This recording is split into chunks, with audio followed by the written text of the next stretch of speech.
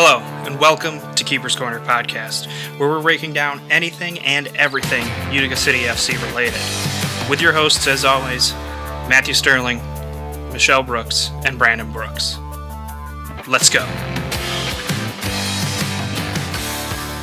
Hello, welcome to another edition of the Keeper's Corner Podcast.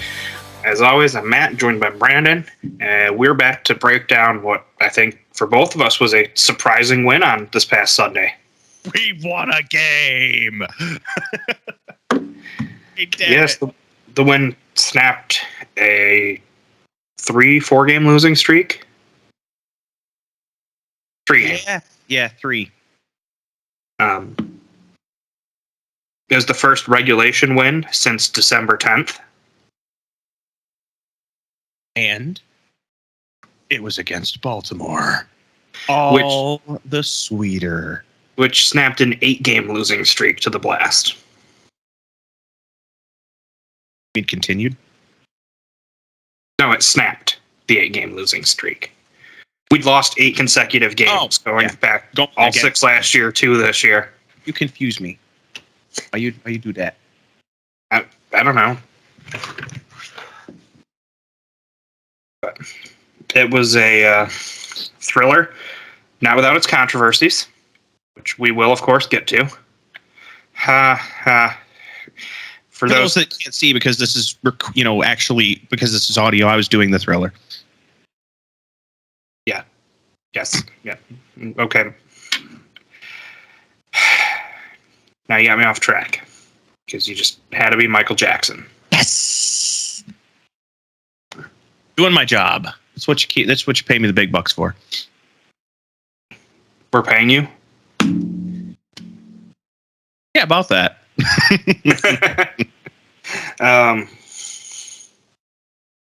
All right. Let's get into it. Because this one, quite the story, quite the stats, quite the everything.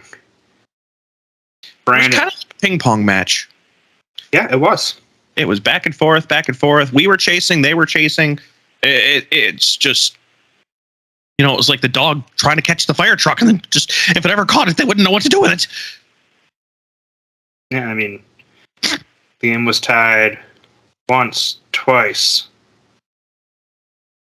3 times, 4 times, 5. I think it was tied 6 times. Plus, there were a couple lead changes in there. 7 times. 7. 1-1, 2-2, 3-3, 4-4, 5-5, 6-6, 7-7. Oh yeah, we did get it back to 4-4. 7 times.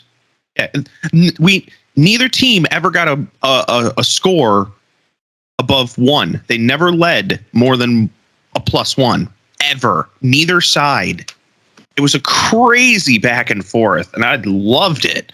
But it was kept everybody on the edge of their seat for pretty much the entire game. Mm-hmm. Man, I thought I got those out in our little pre-chat, but apparently I did not. Kate spent like 10 minutes yawning, and it just made me really tired. Dogs! She's yawning right now, just trying to make it worse. Unbelievable. So Brandon, since I've got so many options here, do you have a stat that stands out to you? Yes. 3 for 3. On what you ask? Power plays. Although I could have swore that I believe it was the second one was after we scored, after the power play was up. Like the player was coming back on the field as we scored. I believe he was opening the door to come back on the field as we scored. All right, that still counts then. So it was like, yeah, they counted it. And I mean, technically, the last one was a shootout, which is still a power play goal. Because if it hadn't been a goal, it would have gone right into a power play. But still, 100% capitalization on power plays. Even if you take out the shootout, 100%. Again, I feel like we do not do that often. That completely changes the narrative on where things are in the season. Yeah.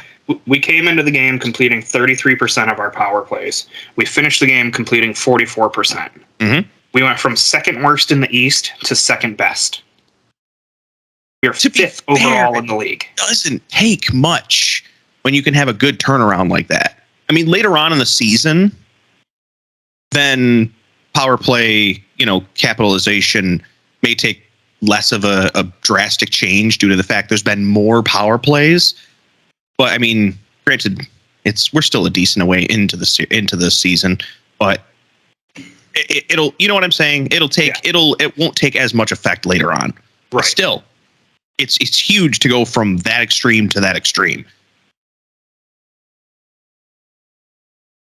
Yeah, I mean, that easily is probably the biggest takeaway from this game is finally we had a good day converting on blue card penalties.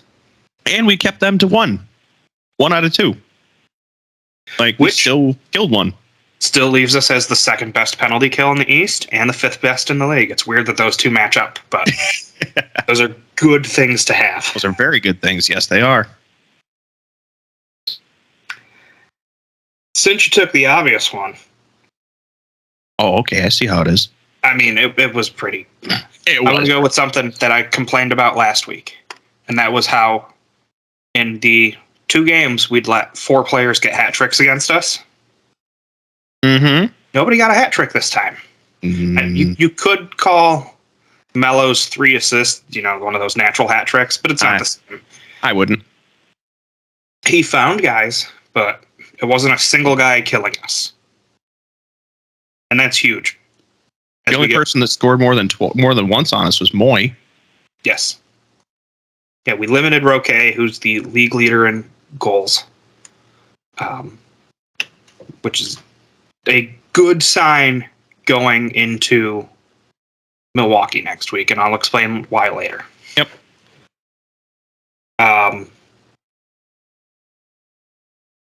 Couple other ones that caught my eye real quick. Coughlin had a better save percentage than Vanzella. Yes. Big day for Mr. Stretch. I think there was one goal he probably should have had, but his defense did let him down, leading to that, and we'll talk about that probably as well. It may be the one that I'm thinking of as well, because I was just rewatching the highlights not that long ago, and I think if it's the one I'm thinking of, guy wasn't marked. Yes. And do you know why he wasn't marked? Is it the last one that tied the game 7-7? Oh, shoot. Where hold on, I got it here in my notes. It's the 6 attacker goal where they slide it to the Coughlin's left. Yes. To the guy behind everyone. Yes. Yeah. Okay. So what happened on that play, if you go back and watch it, is Gio Alves goes to switch off there because the ball had just kind of been cleared up on Bo's kick, but it didn't get far enough for him to switch. So Bordeaux's tearing down the turf as fast as he can to try to make it into that corner, and there's no one there. Yeah. I'm rewatching it literally right now, watching Nate trying to get there to cover his guy. Yeah, he was coming in off the bench. Yeah, that's a bad. That's a rookie mistake. Yep. When to sub. Hopefully those will get cleaned up as the season goes on. We'll see less and less, but would be good. Be happy for that. The other nifty tidbit I noticed: 10 players of Utica's 14 that took the field, not counting obviously the 2 goalkeepers, collected a point, whether that was a goal or an assist. This was a total team effort. Yeah, that's not any one player taking the glory, if you will. And that's good. It should be a team effort. It should not be one person leading the entire team to a win. Yeah, Gordy might be tied for 3rd in the league in points and points per game, but we're not solely relying on him. No, we are not. And that is a good place to be, just in case. Yeah. I'm going to go ahead. and give my play that changed the game before you do, since I gave you. And mine is Bordeaux found Gerson 30 seconds into the second half. Gordy misses it and then cleans it up off the glass, ties the game. That set the tone for the second half. Yep. The fact we came out strong right from the get-go, literally 30 seconds in. Yeah. The whistle sounded, and Utica came and just shoved it down Baltimore's throat. Yep. Nope, it was very nice to see them start the third quarter. In fact, we won the third quarter. Yes. Which is rare for us. It just doesn't happen that often. You know, we typically we struggle in the third quarter, and we did not struggle in the third quarter, which was fantastic. That being said, yeah, that was a very strong start and needed for us to be able to capitalize that quickly. Mm-hmm. All right, do you got to play to change the game?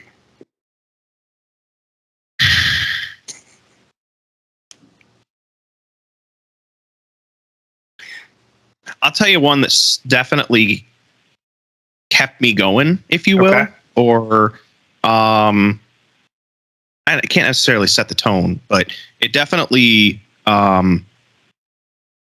kept hope alive, and that was the rocket.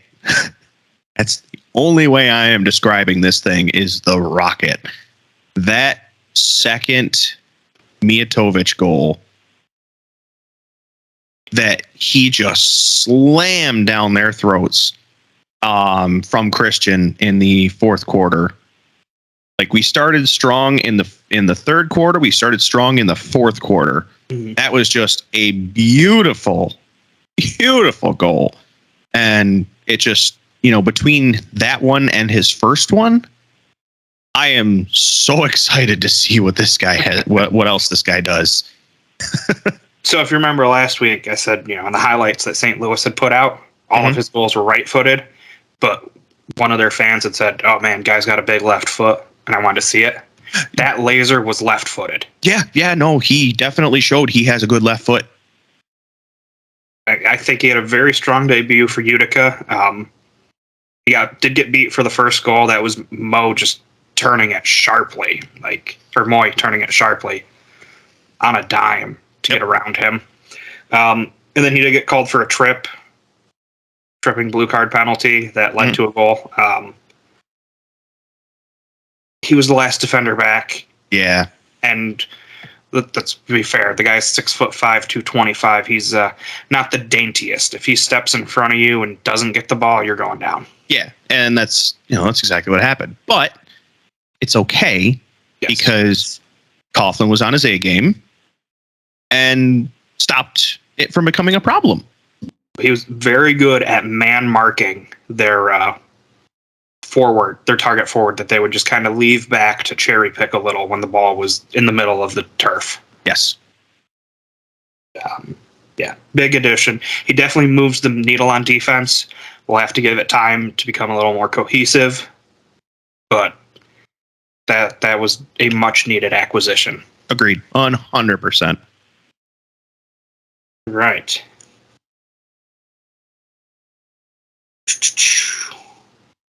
What's a positive takeaway out of this game? Mijatovic. No, listen, but in all honesty, we have I feel we have a very solid defensive addition to the team. He was an offensive weapon as well. I mean, it wasn't just.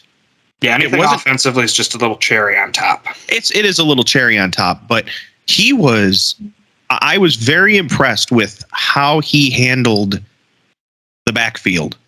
When they were getting into our backfield, he was right there on someone. He was getting the ball. He got the ball away a few times. he just did a good job, like plain and simple. There's nothing else other than he just did an exceptional job with marking his man and not letting them do much. So, I mean, he's a much needed defensive asset for this team. Like, we needed that. Yeah, it was something that I've harped on all season. It's nice to see finally get a little bit of change. Mm-hmm. Oh yeah, before things spiral out of control, kind of like they did. Before it becomes a serious problem. Yes. Yeah. And we're not trying to patch it by just digging into the problem further and going more offensive. Or trying to, get not rookie after rookie, but signing person after person to try and patch the holes on the ship that, is going down quickly. Well, for my positive takeaway, I guess, we could go with the power play, but I'm sure we're not going to see 3 out of 3 from here, every game here on out. That's a very not sustainable. Yeah, that's a unlikely to happen for any team, really, not just Utica. But it's also not unreasonable. Unrealistic. That's what I was trying to think of. It's a very unrealistic expectation to say, hey, we're never going to allow a power play the rest of the season. It's very likely not going to happen. I'm going to go with I guess they kind of go hand in hand. Is unlike the past 2 games, we didn't really, let the game get out of hand. We kept it close, even if we fell behind. It was never more than a goal. And part of the reason for that is the offense was clicking again. Didn't take a lot of shots. I think like 23.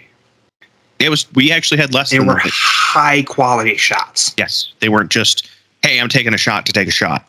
Yes. Much better than we've seen the past 2 games. Up to the previous 2 games. Mm-hmm. Hopefully it continues. You're going to need shooting like that if you're going to beat Willie B and the Milwaukee defense this Sunday. Yes. But it was a positive thing to see. Yes, it absolutely was. It was it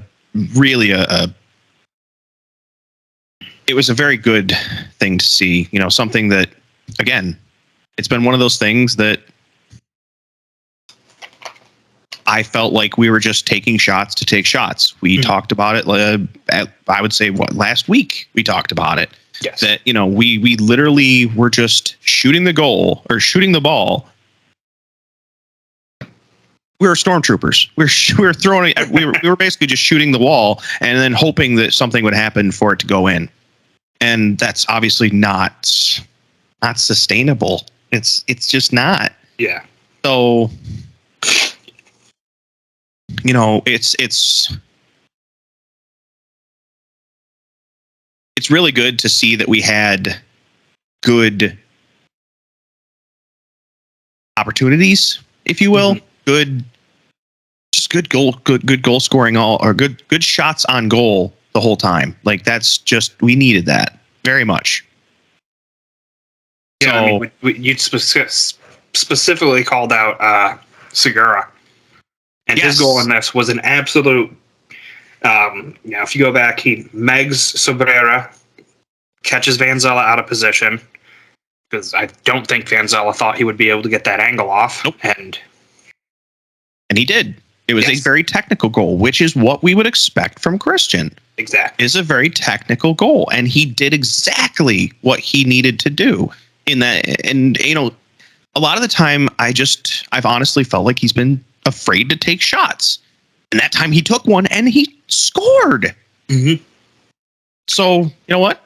If that's what it takes, is if I have to call him out, not that he probably even knows I called him out, but you know what? Good job. Mm-hmm. Do it again, please. And then we'll go with what needs to be improved moving forward. If you don't mind, I'm going to jump on this first. Take it. And the defense looks a little better. Still not great. It's got to be tightened up. Mm-hmm. You're still not going to win a lot of games giving up 7 goals. No, you're not. And, Everton's mentioned it in a few of his post-game interviews where it's silly mistakes. We talked about it, like Gio Alves subbing off when he really needed to stay on, left to an open guy. Silly mistake, something that's got to get cleaned up. I'll believe it's fixed when we can hold teams that aren't Harrisburg under 5 goals, or to like 5 goals or less in consecutive games. Mm-hmm. Now, if we lose those games like 5-4, 5-3, fine. That's a day where the offense didn't show up. Agreed. Yep. But I'm a guy that loves his defense. And it's killing me on the inside to not see it. That's why I don't watch the NBA. I can't stand. Yeah, we're going to put up 140 points again tonight because we don't feel like defending that close. Yeah, I can't say that I watch basketball. I'm sorry.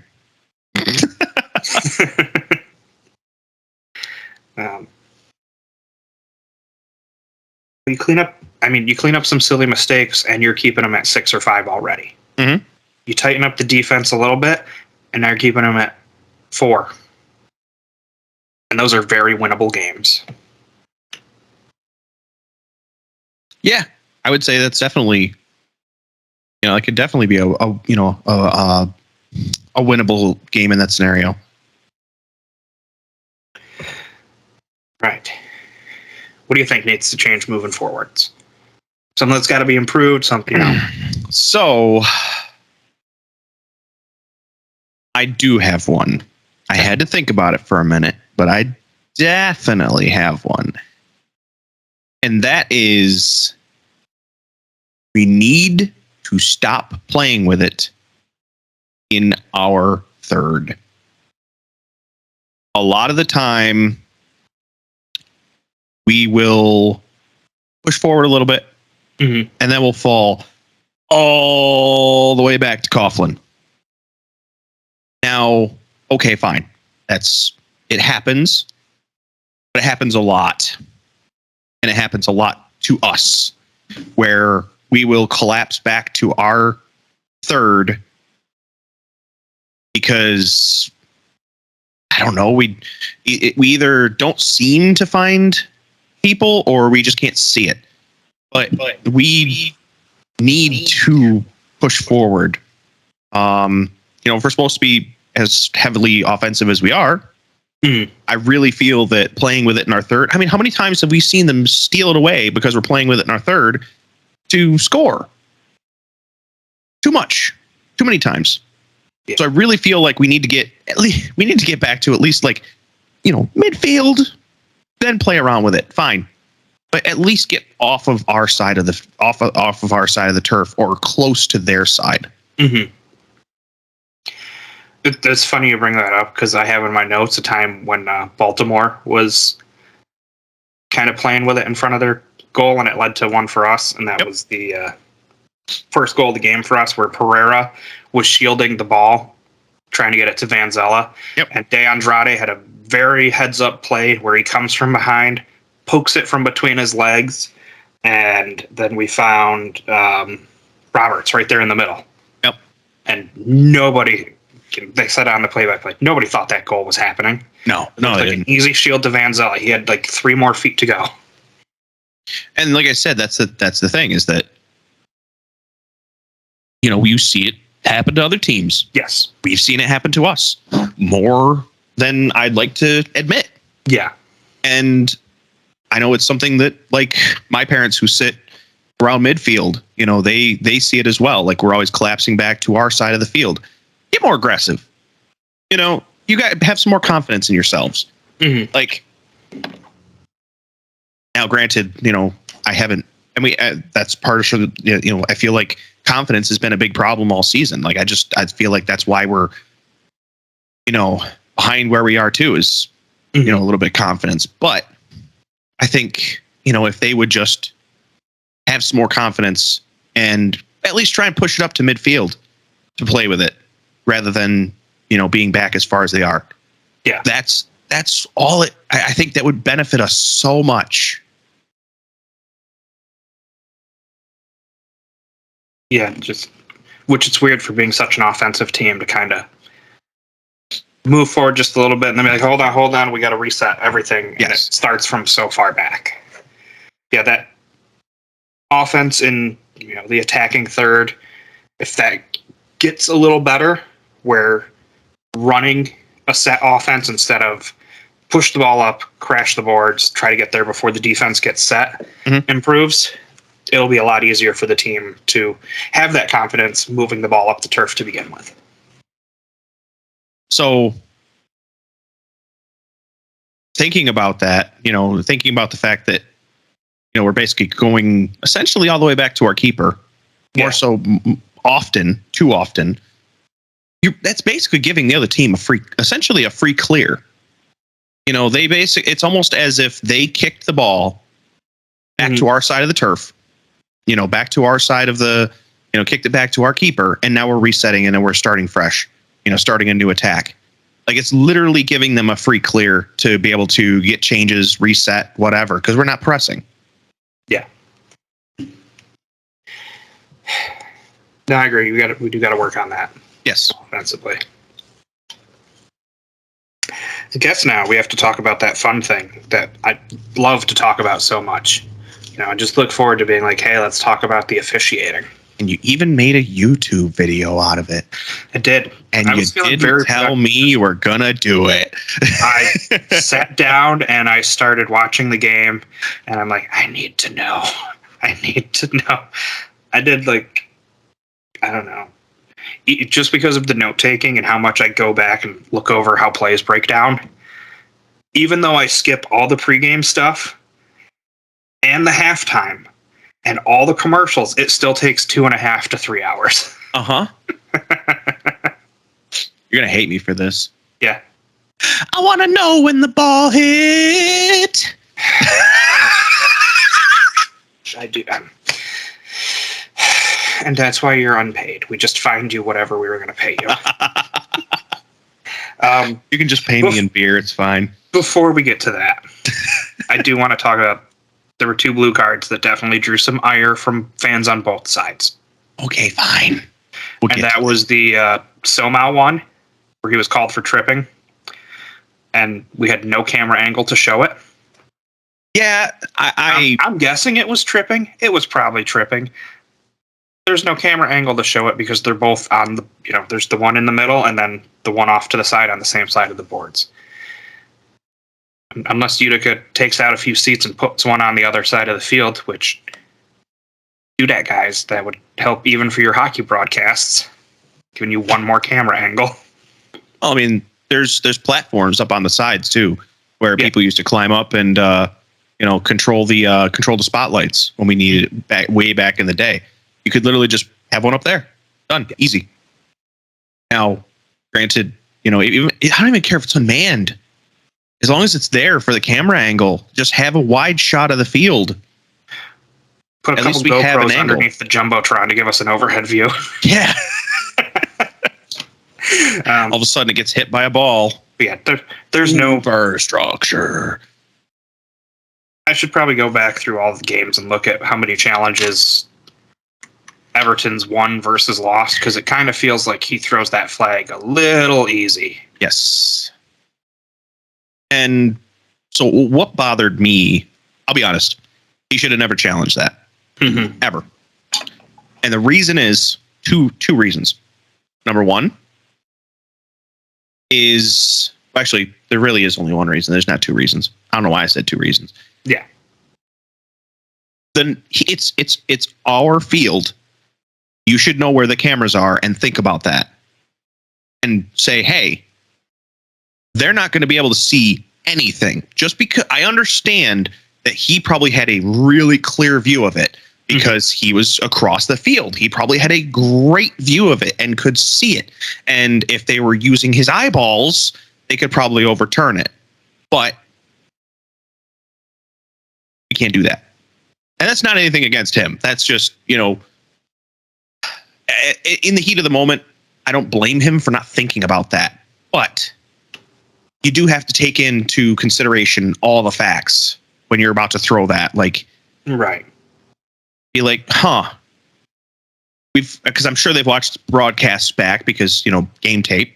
Mm-hmm. I'm sure that they've watched it back to learn things from previous games. So the camera angles. You should know the camera angles. Yeah, especially in your home arena. On the road, not so much. But not so much on the road. But I do always. I will say I do kind of feel like he has been a bit overzealous with throwing the challenge flag. Yeah, he tends to throw it early, and that's my biggest critique. Yes. Like, okay, I get not wanting to go into the half down a goal if you can avoid it because, but you guys got killed on set pieces again by Baltimore as well. Yes.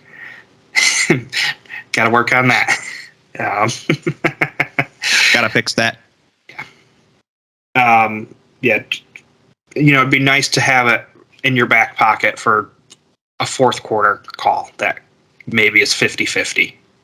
Personally, I'm surprised that it's not one per half. I've been a bit surprised at that, but I think it was Reimer on the Striking Fury podcast a while ago suggested that they kind of do like the NFL, where you could throw your flag, and if you get it right, you retain it once. Yeah, and if you get it wrong, then it's gone. Yeah, I would be okay with that. I don't know. I personally think one per half. There's nothing wrong with that either. And then the other one was the one where Bo got tripped up and Baltimore challenged. And again, the ruling on the field was upheld. That one was like, Bo got to the ball first on the replay. You could see it. Yep. But again, we don't know how ticky-tacky or close that trip was earlier. Right. From where they from where Isak disappears behind the boards, it looks like it was probably a soft trip. Yeah. And Bo going down was also a soft trip. But if they're going to call one, they got to call the other. You got to call it both ways. You have to be consistent. You can't just call it one way and not the other. Agreed.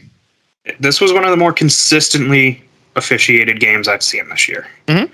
Which, saying something, because we're not exactly the biggest fans of head official Ryan Sigich. I mean, he's not our least favorite. No, he's definitely not our least favorite. I can think of like 2, maybe 3 others above him. One specifically, I know for sure. I was the one that I thought was yelling at me in Ontario last year. So he was yelling at Tommy.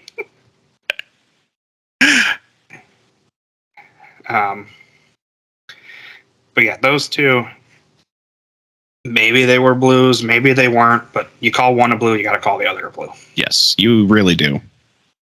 Oh my God. Did you see the chat when Nate went into the boards? Who's that a boarding call? He hit him and he went into the boards. That's what the rule book says is a boarding call. It's literally a board. It's a by the books boarding call. I'm not sure. Himself. Oh, yeah, don't give me that. Yeah, the guy threw himself face first into the boards because that's what hit first. It was his head. He cracked his skull against the glass. Now, if you're gonna embellish, you can see it whenever like guys go down on the turf. They just happen to get their hand out in time to catch or something.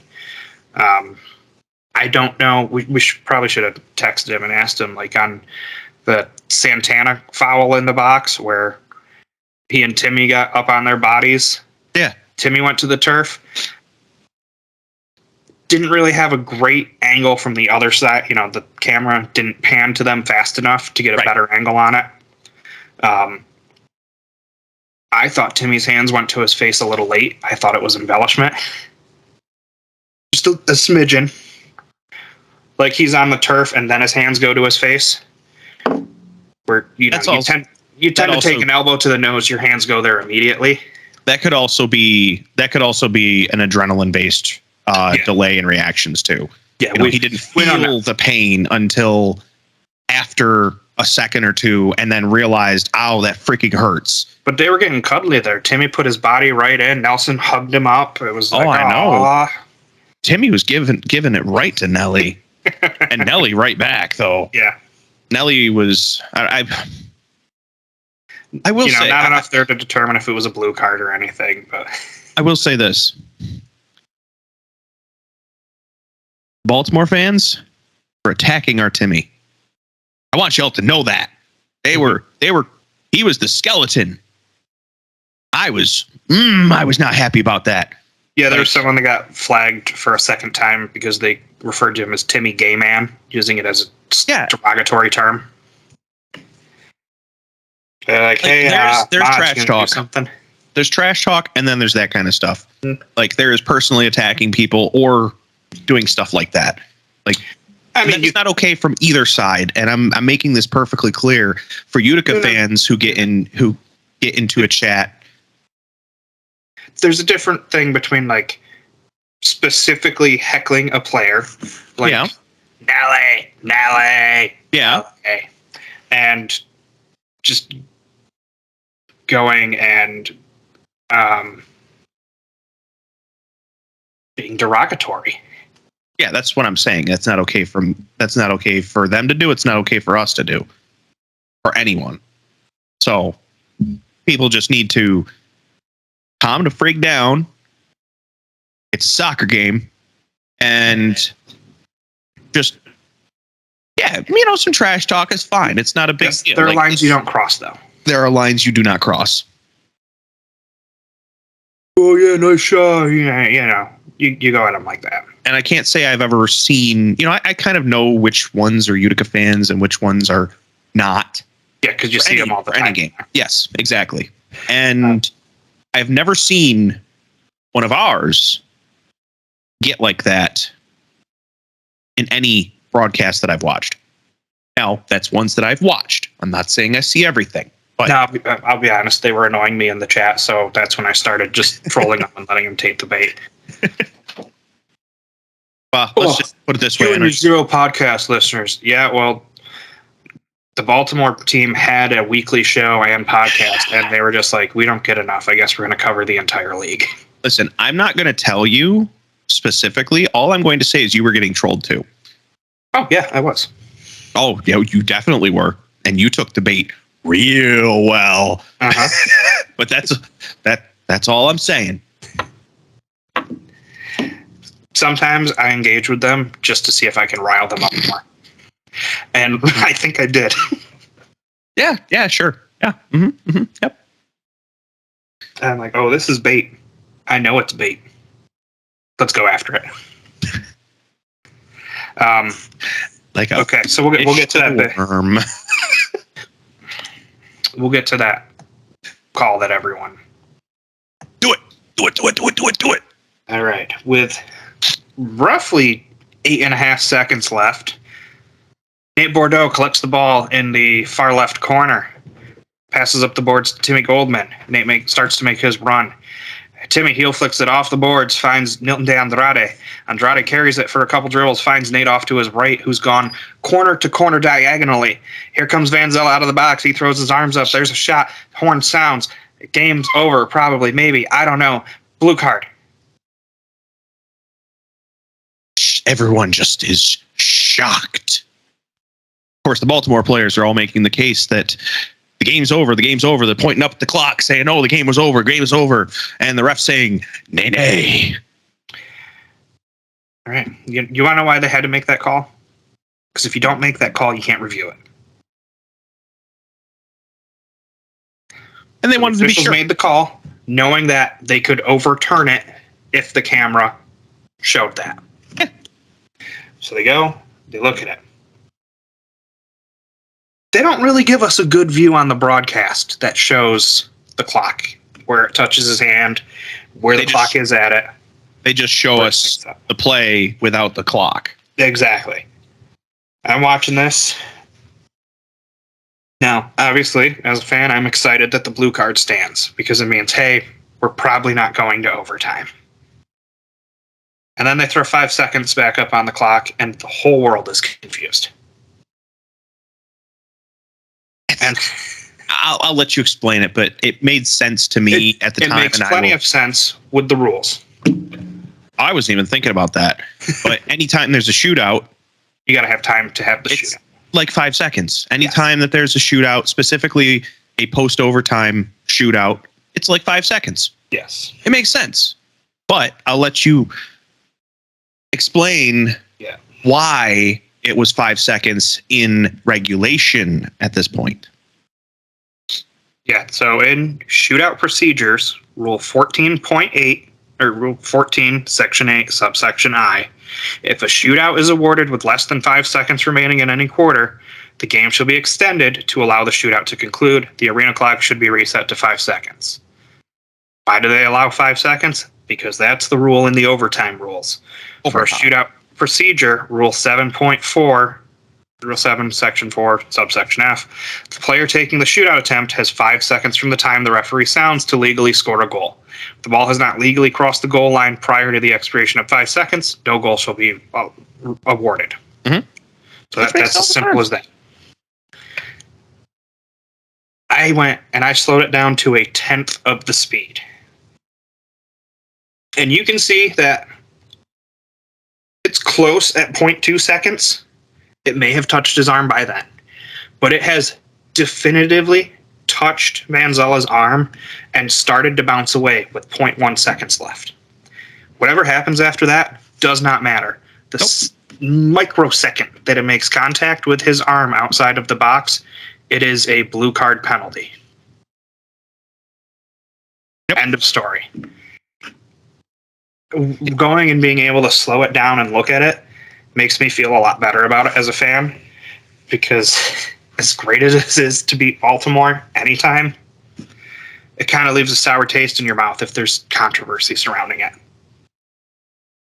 And giving the officials the ability to review plays on their own, as well as when they're challenged by coaches, has been a huge step in fixing some of the iffiness about this league. Mm-hmm.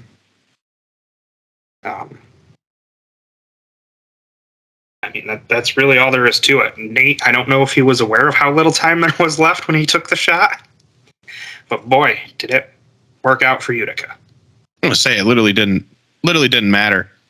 I mean, he was going to take the shot regardless. Right. Like, he needed to take the shot regardless. You can't be thinking. I mean, you have to be somewhat, cognizant of the game clock. But I mean, you just know that, hey, it's winding down. I got to take this quick. Yeah. And then hope for the best.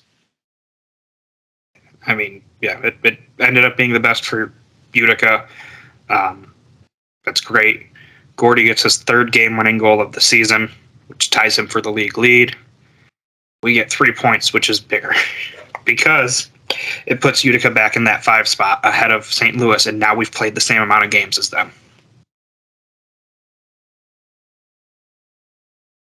Yeah, I mean, it's definitely nice to not be tied with Harrisburg for points. Yeah. That was painful. Yeah, it's nice to get away from that. Oops, button. There we go.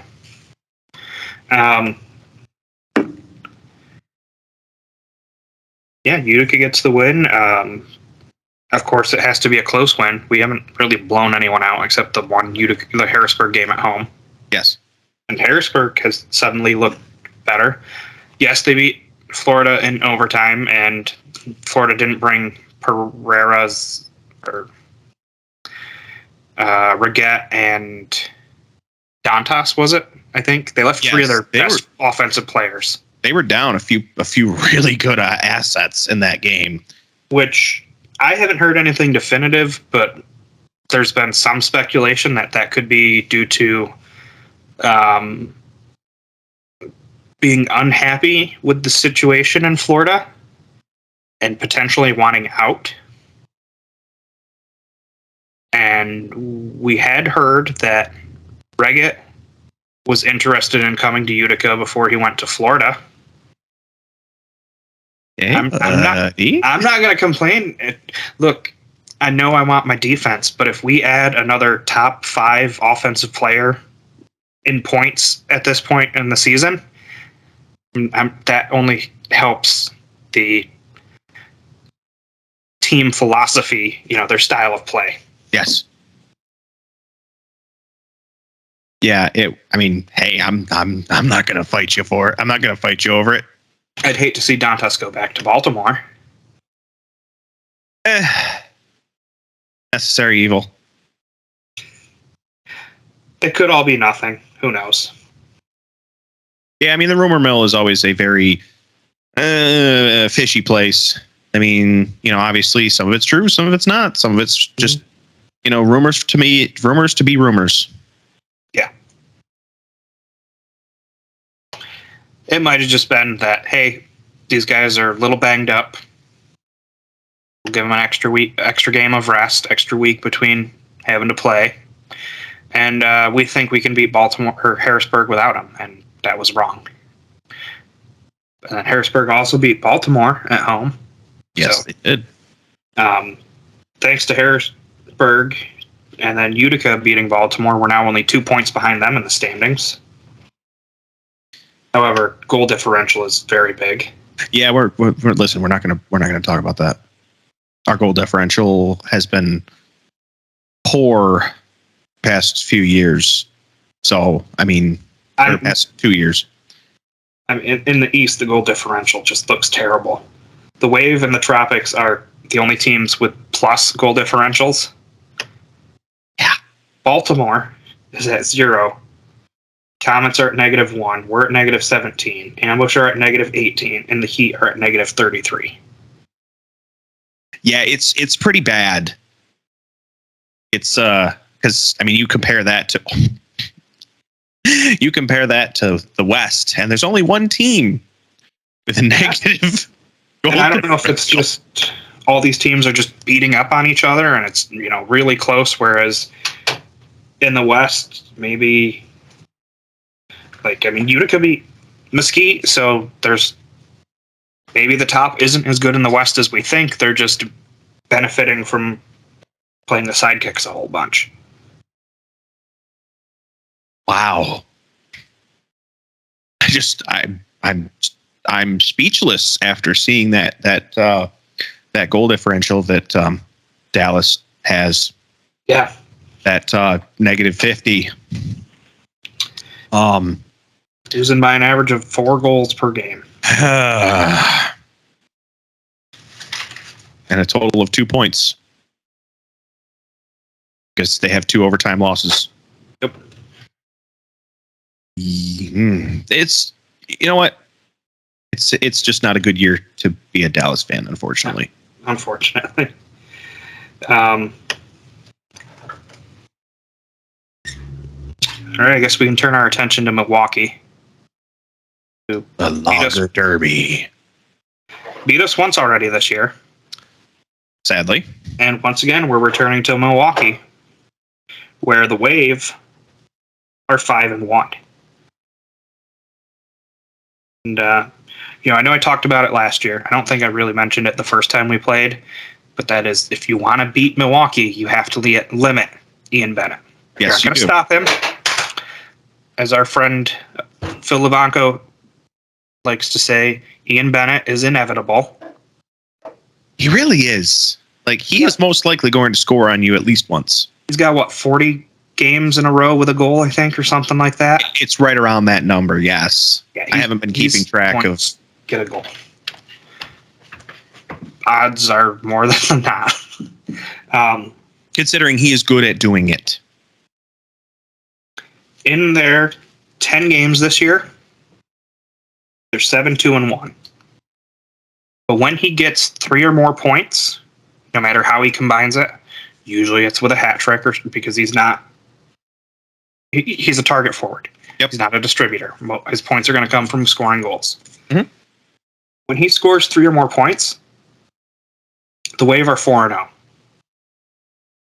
If you can hold him to 2, they're 3-2-1.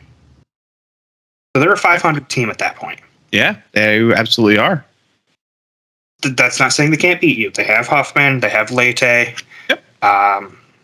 They have plenty of Andre Hain. They have plenty of other options. But the key to beating them is limiting Ian Bennett.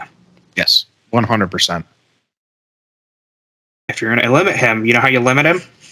You man mark him. Put Mijatovic on him.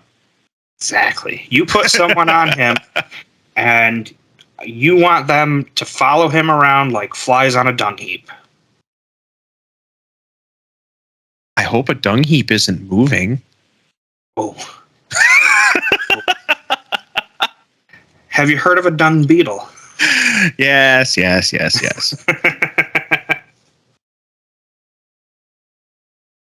I mean, I think that's honestly where our new defender comes in. Yes. You know, obviously he can't be on the field the whole time. Right. So you have to find someone else who's going to offset him when he's not on the field. And personally, I think if push came to shove, you could utilize Bo for that. But we are trying to use him more as an offensive weapon now, especially with the fact that we do have what I would call a stronger defense. I mean, we definitely saw a lot more action in our defending half this past week. Mm-hmm. We saw a lot more, I should say not action, but we saw a lot more properly executed defense, we'll call it, this week compared to what we've seen previously. Right. And I mean, you could utilize someone like, honestly, you could utilize someone like Toby. Toby's fast. He can get back. He's good at marking people. I mean, if you offset Toby and Mijatovic, boom, shut down. Do not leave his side. End of story. I don't care. Do not leave his side. So Lock him down. You're kind of doubling down because Mijatovic is a big guy and Toby's a physical guy. Yes. Same kind of style. And Mijatovic is a big guy that, I mean, we've seen we've in one game, we saw an aggressive side to his defense. Very aggressive defense in a good way. Now, for variety, though, I may throw Logan on him sometimes. Logan would be another good option. Quick. Yes, Logan would be another good option, 100%. If he's getting pushed around and getting bodied up, and that's how Ian's beating him, then okay, you take him off. But if Ian starts beating guys with his speed and his feet, that's when you put Logan on him. Yeah. Those are your three best options. Yes. To shut him down. And all three of them could do it. Hell, I would even, if you didn't want to go, any of them, I honestly, from what we've seen recently from him, and I've been very impressed with it, I have been liking what I've been seeing from Hundell. He has been, he's been doing good for us. I could also see him marking Ian. But, so you have 3 and potentially 4 people that basically just do not leave his side. Do not let him do anything. Do not let him breathe. Mm-hmm. Let's make this the first game he doesn't get a goal.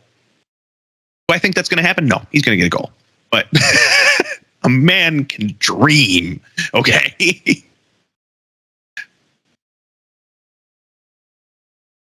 You got a prediction for this one? Ooh. I think it's going to be close. Okay. I think it's going to be another close one because we're not fully adjusted to this new squad. We do still have a lot of things to work on. With the passes were more crisp this game, but as we saw, our changes are a little on the wonky side. And another thing that actually the announcers touched on is the fact that we fall for the same plays over and over. So we could potentially fall for the same stuff that we have previously fell for against Milwaukee. Yeah. So, that's just going back and reviewing the game tape and saying, hey, these are some of the set points that they've done. Don't fall for it again. Mm-hmm. Look out for these setups. So what do we how bad was our first game against them? I'm actually trying to remember. I think it was a 9-7 game. Yeah, it wasn't by much. Yes, it was 9-7 on their turf. And that was, we were chasing that whole game again. So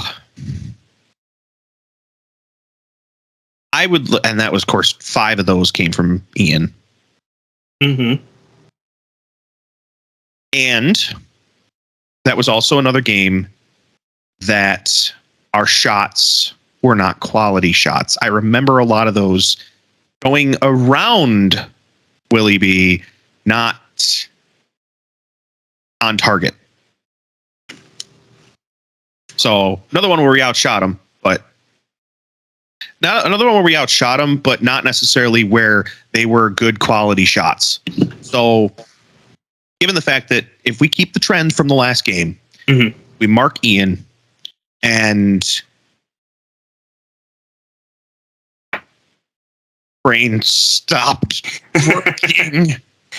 All right. Three things that need to happen in order for us to win. Number 1, mark Ian Bennett.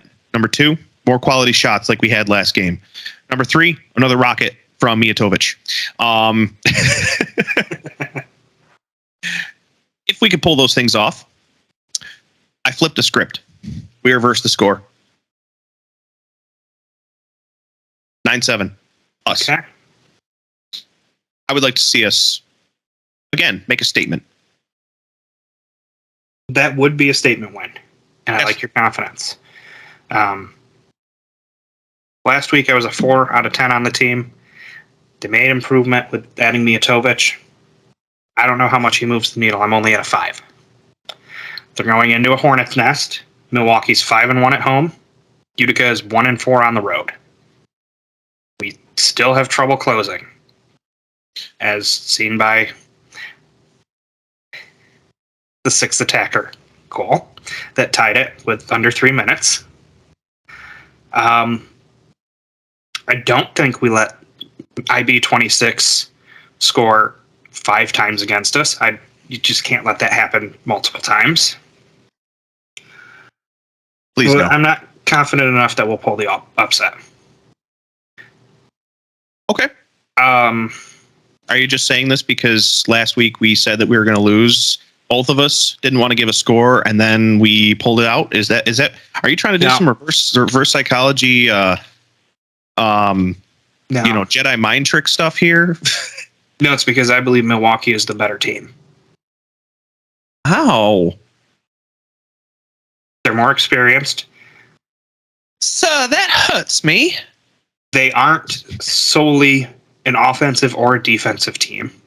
There's balance. And half their roster isn't relatively new to the indoor game. Okay. So I'm going to go 8-6 Milwaukee. I think we keep it close. But I got a bad feeling we're going to be down with like 5 minutes left, and we're going to see Christian down that 6th attacker jersey, and then we're going to see an empty netter that puts it out of reach. Yeah. Even if it's like 7-5 at that point, and then we get one back to go 8-6. But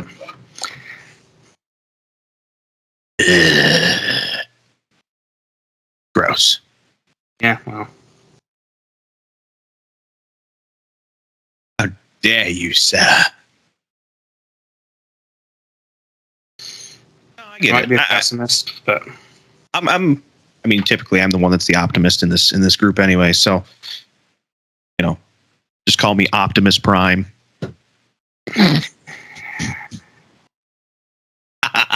Dogs. You about to roll out? No, I'm gonna dogs. Okay. Look, if there's one thing I learned from the whole be prepared thing in the Boy Scouts, it was plan for the worst, expect it, even, and hope for the best. And then if things aren't the worst, you're pleasantly surprised. I mean, that's always how I feel, is plan for the worst, hope for the best. But for once, I would like to be optimistic. So I'm going to be optimistic. Okay. Because you can't stop me. You do that, Mr. Happy. Yeah. And we'll be back next week, to talk about if Mr. Inevitable was inevitable, if we pull off an upset of the year. I mean, I don't know. It's as big as Harrisburg beating Florida, but at least in the East, it's like about as big as it's going to get. That's one of them. Still a shock and a half. Yeah.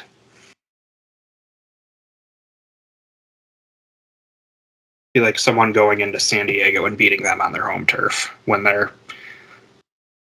It'd be like if the Strikers beat San Diego. Like, they're a quality team, but San Diego just seems to be leagues ahead of everybody. So, funny story. Funny haha or funny weird? Funny haha. Okay. I better haha. Saturday, we were watching the different games. Uh-huh. I want to say it was Saturday. And when did San Diego play Chihuahua? Was that Saturday or was it Sunday? I mean, I can look. That was Sunday. It's pertinent. Okay. So it was Sunday then. Sunday, after our game finished up, I was watching the San Diego broadcast directly from San Diego. Uh-huh. I was very confused why it was directly from San Diego, because it was Chihuahua versus San Diego. I went into one of the chats because I was watching the Monterey game. And for some reason, my brain said, oh, hey, San Diego is doing this exact same game. They're rebroadcasting it in English, so you should go check that one out. Not thinking, oh, hey, they're broadcasting an M2 game of Chihuahua Savage 2 versus San Diego Sockers 2, and not, the Monterey game. So I felt very dumb, and I deserve to be called stupid, but the MASL media people are just too nice and said I was not stupid, but I was stupid. So yes, it was a funny haha. It was very much a funny haha moment of my epic dumbness, as it were. Man, between that and what you told me about before we started recording, you're just on a roll this week. Shut your mouth. I don't want to hear your sass. Don't you look at me in that tone of voice. I think that's pretty much everything. We should just say thank you to Joe Puccio for hopping on the mic this week and filling in for Ray Biggs. Another excellent call as always. And he shouted us out on Twitter as he listened to the pod before on his way from Syracuse to Utica.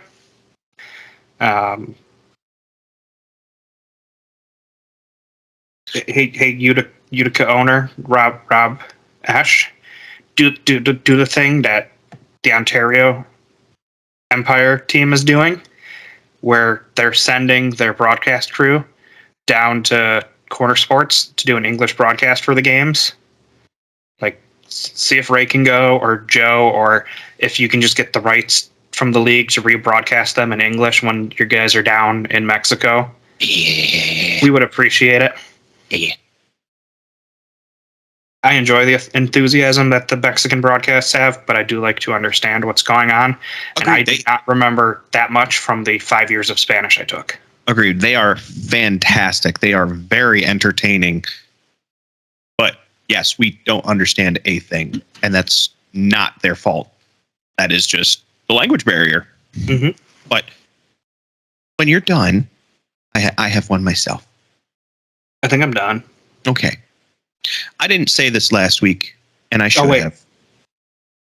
Shut up. My time. I was just my time now. It's my time down here. Down where? Uncultured.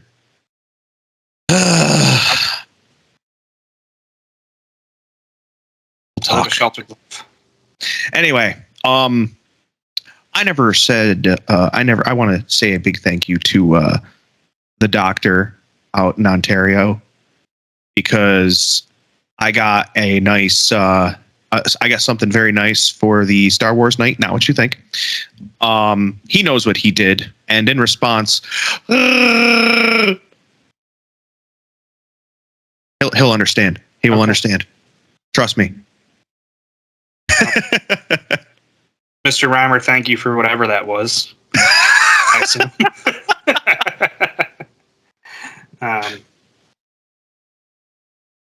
Hey, speaking of Star Wars nights, did you see the one San Diego have out this week? No. Ho, ho, ho, ho. The Pardo jersey is already at $600 at auction. The goalkeepers have Darth Maul jerseys. Like, it is Maul's face. Oh, that's cool. They look fantastic. The field players are going to be in R2-D2 jerseys. Milwaukee has their Heroes and Princesses game, and against Utica, they will be wearing, I think it's the Sunday game. I should double check that. I don't think they play on Saturday. Well, hopefully I'll be able to show you. Hopefully I'll be able to show you my Empire one at some point, since I won one of theirs. Actually, no, I didn't win one of theirs. I won Uzi's, because I really wanted that after the wonderful interaction that I had with him after the Ontario game. Yeah, Sunday is their princess and superhero game, so they will be wearing Aquaman jerseys. Who cares about Aquaman? With a wave, so... I know, I get it, I understand. They can talk to fish. They can talk to fish. That's probably very useful living on the Great Lakes, because you can just be like, fish, I control you with my mind, come to me, as I do the ice fishing thing that everyone in New York does as well. And then they walk into Mitsuba. Oh, sushi. Aquaman walked out mortified.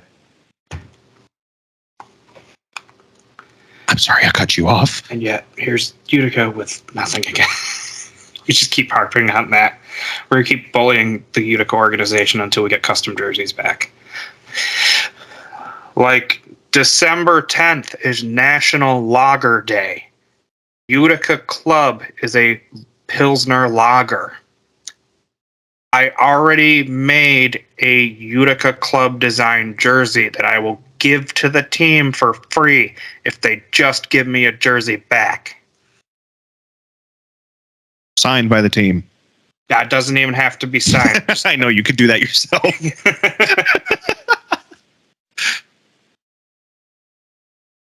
No, I would say just give us a lager derby. Like, just give us a lager Milwaukee derby. Comes to town later this year.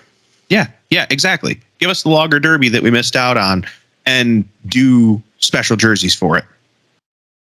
Do it. Do it, do it, do it, do it, do it, do it. Do it. Do it. That's not that wasn't a soundboard for once. Do it. I think that's everything. I don't know. I think that's more than everything at this point. I'm pretty sure it is. We went over and talked about other teams, and we're about where we usually are. I should mention in our wrap up here, the T Public store got a new design this week. Did you see it? Yes. Gordy Gerson, Kid Dynamite. Dynamite. In less than 24 hours, it became our highest selling item. Wow. Yeah. That was quick. Utica loves Gordy. And hopefully Gordy loves Utica and will stay for a long time. Because he has been super entertaining to watch. And he's produced a lot for this team. I mean, I saw him stepping up to the plate basically for for that penalty shot, and I'm like, yeah, I have pretty high confidence in this. And I will say, as the arena starts chanting his name, one other thing about that game, since we just kind of re-brought that back up. Well, we're just going full circle. I know some people were a little bit surprised that they played Zierhofer for that goal, for that penalty shot, but he was the fresh keeper. You know, he was, he hadn't played all game. He was the fresh keeper. It's not even that. Van Zella had a blue card. With the rule change, he has to serve his own penalty. I forgot about that. That's why. Okay. No, that makes total sense then. That makes even more sense than what I originally thought. Yeah, he literally could not serve or he could not be in goal for that. I didn't even take that into account. It's a good thing we mentioned it, because otherwise I would have continued to be confused as to why Zierhofer was brought in. I mean, again, I just figured he was the fresh keeper. Didn't even think about the fact that he had to serve that. Good. This is why I keep you around. Because I'm a rule nerd. Hey, one of us has to be. I'm just the face for radio. Okay, I think we've said everything we need to say. And more. And then some after that. Yep. So if you haven't checked out the video with the breakdown on the YouTube, if you like Gordy or Bo or Coughlin or us or the Beer Garden, you can find designs for them and others on our TeePublic store. It's the stretch. I did retire a few of the designs for guys that are no longer here. I was like, you better not have retired Mr. Stretch. No, I retired Obasi and Moy's El Profesor and the Shind Unit 1. I was sad that he cut his hair. I retired Raymond's. Yeah. But it was time. We moved on, and we needed to too. We get to watch him. We get to see him on the field go against us. Feel like we're always going against people we used to. That seals the game again. Yeah, no. That hurt. I'm sure it felt great for him, but that hurt. It also hurt when, we went against when Moy scored on us twice, but it's always going to hurt when one of our previous players scores on us. And I'm sure it probably feels similar for any other team that has had someone play for them for, at least probably a couple seasons. Period of time. And and then you see them in the other color, basically, or in the other jersey, and then they end up scoring on you. That or preventing a score even. Like, I'm sure that hurts. I'm sure it's not just us. Okay, I will shut up. I'm sorry. No, I was just going to say, without further ado, let's just say thank you for listening. We'll be back next week. I'm Matt. I'm Brandon. Thank you for listening, guys. Go Utica. Bye! Hey, everyone. Thanks for listening to the Keeper's Corner podcast. Be sure to subscribe wherever you listen to us so you never miss an episode. If that podcast app also has reviews, be sure to leave us 5 stars to let us know how we're doing and reach a larger audience. It really helps us out. You can find us on Twitter, Facebook, and Instagram at Keeper Corners Pod. And you can always find us there talking UCFC soccer. Thanks again for the support. It's truly appreciated. One last thing. Go Utica.